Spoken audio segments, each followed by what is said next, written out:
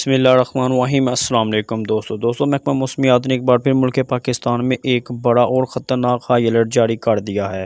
ناظرین، محکمہ موسمیات کی رپورٹ کے مطابق ملک بھر میں تیز ترین بارشوں کا ایک نیا سسٹم جو کہ ملک میں داخل ہو گیا ہے اور 1-2 دن تک وہ سٹارٹ ہو جائے گا۔ ناظرین، اس بار جو بارشیں آئیں گی اس سے پورے ملک میں بہت زیادہ نقصان ہونے کی توقع ظاہر کی جا رہی ہے۔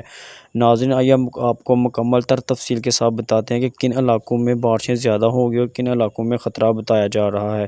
لیکن اس سے قبل آپ سے گزارش ہے کہ آپ نے ہماری ویڈیو کو اینڈ تک ضرور دیکھنا ہے، اور نئے آنے والے دوستوں سے گزارش ہے کہ ہمارے چینل کو سبسکرائب کر کے ساتھ دیے بیل آئیکن کو لازمی پریس کر دیں تاکہ اس طرح کی ویڈیو کا نوٹیفیکیشن سب سے پہلے آپ کو ملتا رہے اور آپ رہیں باخبر۔ ناظرین، محکمہ موسمیات کی رپورٹ کے مطابق کراچی، ٹھٹھہ، لالیاں، سرگودا، ساہیوال، سکھر، وزیر آباد اور میرپور خاص میں نشیبی علاقے زیر آب آنے کا خدشہ ہے، جبکہ